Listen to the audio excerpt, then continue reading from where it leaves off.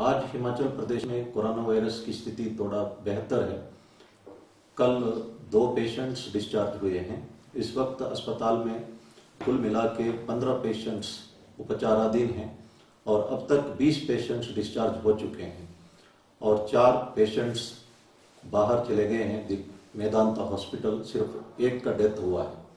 अब ज़्यादा लोग डिस्चार्ज हुए हैं और कम लोग अस्पताल में हैं। इस कारण से हमारा कर्व फ्लैटन हुआ है। ये एक संतोषजनक स्थिति है।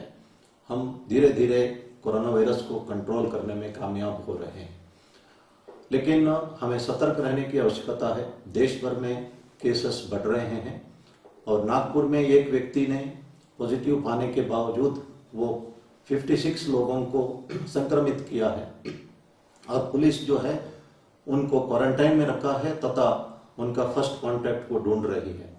इसलिए हमारी समस्या कभी भी बढ़ सकता है और जो लोग बाहर से हिमाचल प्रदेश आना चाहते हैं उन सबको आरोग्य सेतु ऐप डाउनलोड करना अनिवार्य है और अपने घर में क्वारंटाइन में भी रहना अनिवार्य है और गांव के प्रधानों का जिम्मेदारी है कि वो क्वारंटाइन का नियमों का पालना करें और बाहर ना निकले। और जो अर्ली मॉर्निंग वॉक करना चाहते हैं, जॉगिंग करना चाहते हैं, उनके लिए कर्फ्यू में छूट दी गई है। वे सवेरे 5:30 बजे से लेके 7 बजे तक जॉगिंग कर सकते हैं और मॉर्निंग वॉक के लिए निकल सकते हैं। इसी तरह जो दुकानें ज़्यादा खुलने के लक्ष्य में सरकार ने कर्फ्यू रिलैक्सेशन पीरियड को भी 3 घंटे से बढ़ाकर 4 घंटा किया हुआ है। इसका भी फायदा हम उठा सकते हैं, लेकिन दुकानदारों का फर्ज है कि वे सुनिश्चित करें कि लोग मास्क पहने और साथ में सोशल डिस्टेंसिंग मेंटेन करें। वो इस तरह का बोर्ड लगा सकते हैं, नो मास्क नो रेशन, या बैंक्स वगैरह में नो मास्क नो सर्विस। और दुकानदार का जिम्मेदारी है ये सुनिश्चित करने का, क्योंकि अगर कोई एक दुकानदार संक्रमित हो जाता है तो वो कम से कम 1 महीने के लिए उसे दुकान बंद करना पड़ेगा और ये कोरोना वायरस भी एक सीरियस बीमारी है। टेलीमेडिसिन का फायदा आप उठा सकते हैं।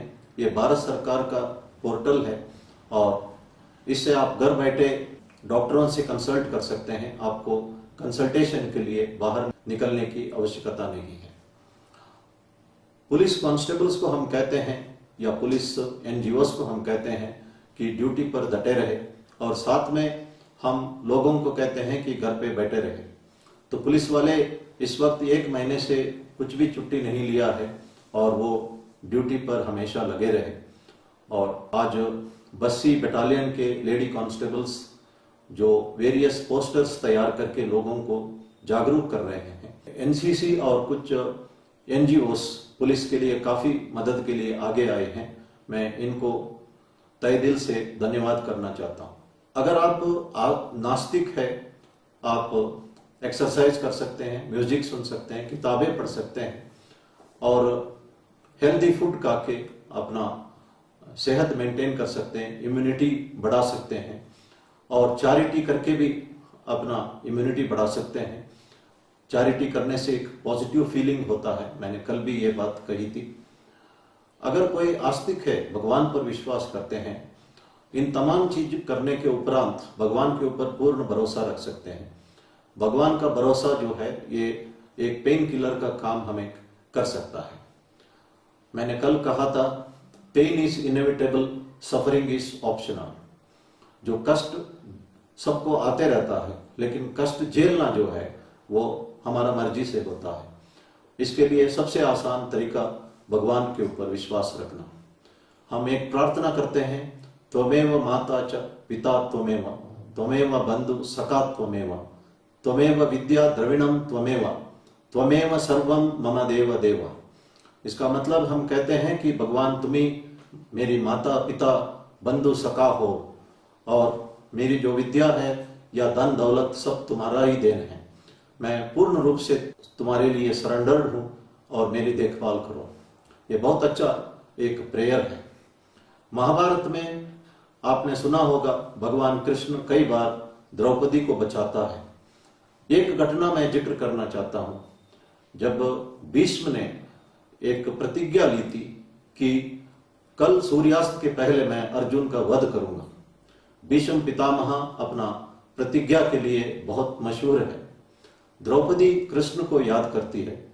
भगवान कृष्ण के कहने पर द्रौपदी भीष्म पितामह के टेंट पर जाती है और जब वो टहलते हैं शाम के वक्त और जैसे ही मुड़ते हैं तो एकदम वो उनके पैर पे गिरती है और पाद नमस्कार करती है।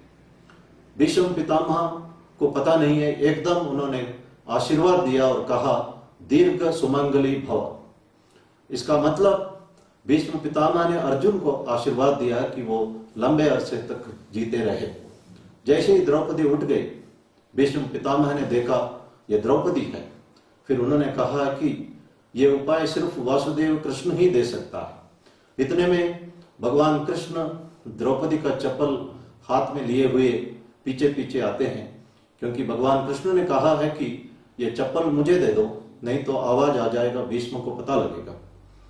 और कृष्ण को देख के भीष्म पितामह कहते हैं कि हे वासुदेव कृष्ण, मैंने कभी नहीं सोचा था कि एक भक्त के लिए आप भक्त का चप्पल उठाने के लिए भी तैयार हो जाते हैं।